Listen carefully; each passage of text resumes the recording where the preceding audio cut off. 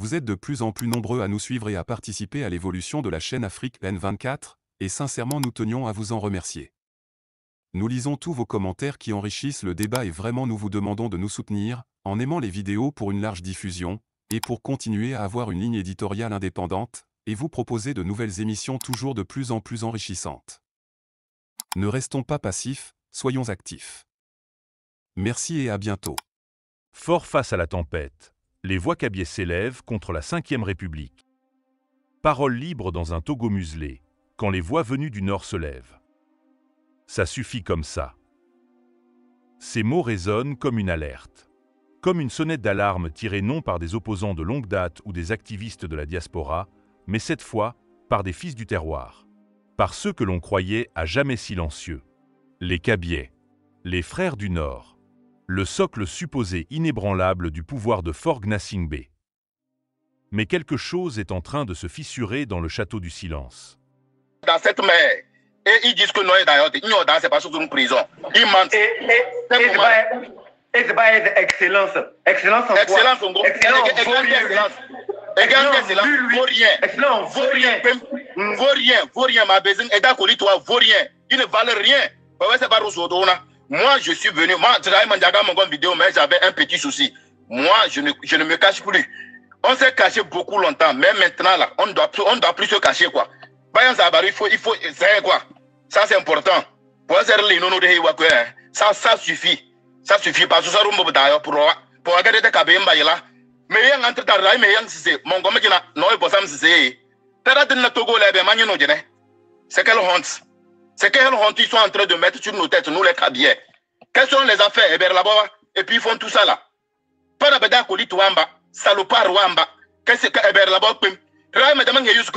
Il y a un ministre, elle a construit 3 maisons sur le même alignement. Il bloque tout, que Noé a besoin de rien, quelque chose à côté de lui. Un monsieur est en train de construire des magasins, il a bloqué, qu'il ne continue plus. Il ne continue plus. Et il a des groupes électrogènes à côté de chaque maison. Et quand on coupe le programme... Saniaya, c'est lui, Saniaya, c'est lui ça. Saniaya, c'est lui, c'est lui, à Ketao. Je suis allé à Ketao, j'ai tout vu. C'est lui qui fait ça. C'est lui. Ils ont tout bloqué, ils ont bloqué le monsieur à côté qu'il ne va plus continuer. Ce n'est pas sérieux. Il faudrait qu'on se dise la vérité. La Bina, c'est pas pour eux. Le Togo, c'est pas pour eux. Ils n'ont qu'à quitter. Kara, là, c'est pas pour eux. Tout le Togo, c'est pas pour eux. Ils n'ont qu'à... S'ils font de bonnes choses, on ne va rien dire. S'ils vont faire 100 ans, on est là, on les supporte. S'ils font de bonnes choses. Là où Ibrahim Traoré est, s'il va faire 100 ans, nous sommes là, on le supporte. Fort. Personne ne pourra rien. Et quand ils vont faire tous les moyens qu'on a à notre disposition pour les dissoudre, tous ceux qui seront contre ce monsieur, on va les utiliser. Et nous avons quelqu'un au Togo actuellement, comme Ibrahim Traoré, c'est lui, monsieur Amron. Et nous sommes en train de te suivre. Grand frère. On te suit, et nous sommes en train de te supporter. Et je suis sûr que les membres de nos ancêtres vont te supporter. Ils vont te protéger, ils vont nous protéger tous. Pour que... Amen. Pour que... Dans cette année, on a. Ils vont quitter. Ça, c'est quel bien. Ça, c'est quel... Ça, de n'importe quoi ils sont en train de faire. Mauvaise gouvernance. Ils vont tout remettre. Il y a une dame aussi, à Palimé, elle a acheté des hectares, 150 hectares, des domaines. Parmi les Togodais, ils disent Paul Bayak de n'importe quoi. Ils vont tout remettre, ils vont tout ramener. Ça c'est quoi ça? Eh bien, Lembo, ils font tout ça là sur nos têtes. Et pas moi comment. Togo ne doit pas s'endetter, je vous dis la vérité, le Togo ne doit pas s'endetter. Le Togo est immensément riche. Je ne trouve pas pour ils font quoi avec? Et maintenant, je ne sais pas si ils ont vendu le port. Ils ont vendu les minerais qu'on a chez nous. Ils ont vendu ça, ils prennent des dettes, on ne sait pas. On ne sait pas, ils n'ont qu'à tout ramener. Et ceux qui achètent ça là, ils n'ont qu'à faire très attention. Quand nous allons prendre le pays, tout ce qu'ils ont payé là, ils ont tout perdu, ils vont partir un à un. Les Libanais qui sont au port autonome, qui sont en train de martyriser la population. Faut même pas rentrer là-bas. Pour le moment, concentrons-nous sur le chef. Qu'on nous a indiqué que c'est lui qui est le patron de ce système-là. C'est M. Fort et ce Nanya Zingbe. C'est lui le problème. C'est lui notre problème. Ouais. Ceux qui sont au diaspora, ils disent qu'ils ne vont pas se faire voir. Ils disent qu'ils ne vont pas parler.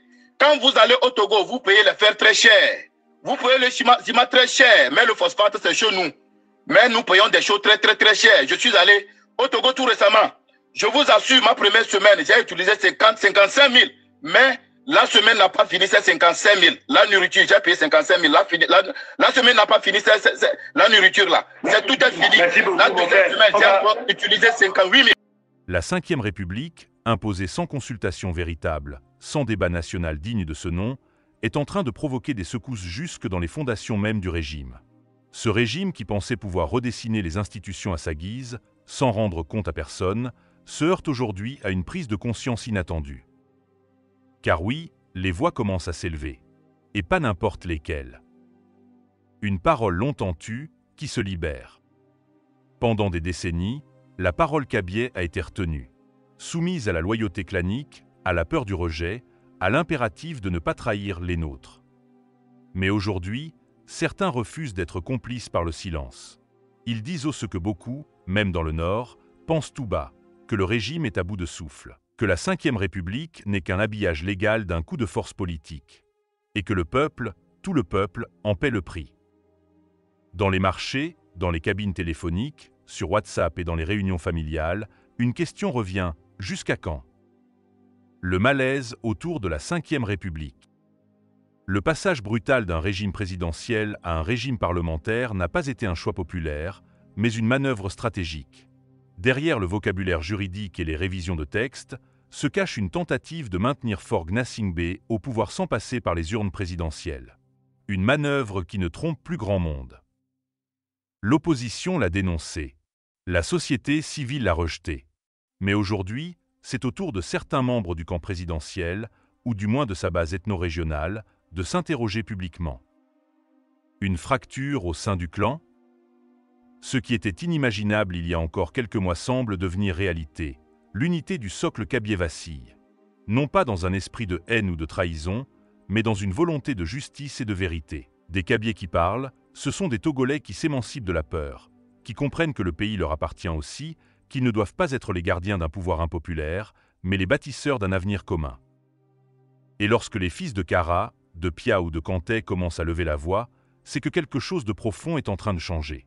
Ce n'est pas une opposition de circonstances. C'est un cri du cœur.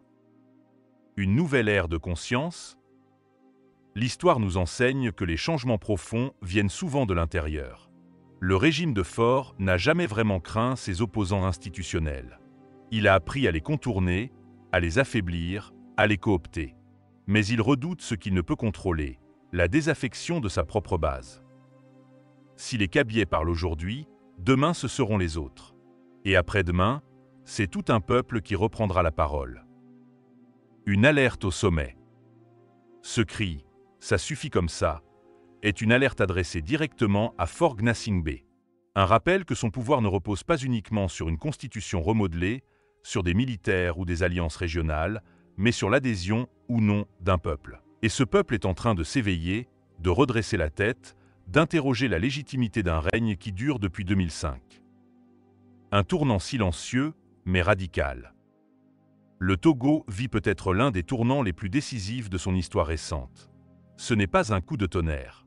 Pas encore.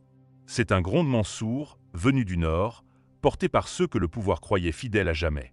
Et c'est précisément ce qui doit inquiéter le régime. Quand les fondations parlent, c'est que la maison est en danger. Aujourd'hui, les voix s'élèvent. Et demain, elles pourraient devenir un chœur. Un chœur national. Faure est prévenu. Likez la vidéo si ce n'est pas déjà fait. Laissez aussi votre point de vue en commentaire. Abonnez-vous et cliquez aussi sur la petite cloche de notification pour ne rien rater de nos prochaines vidéos. N'oubliez pas de partager aussi la vidéo et de la liker.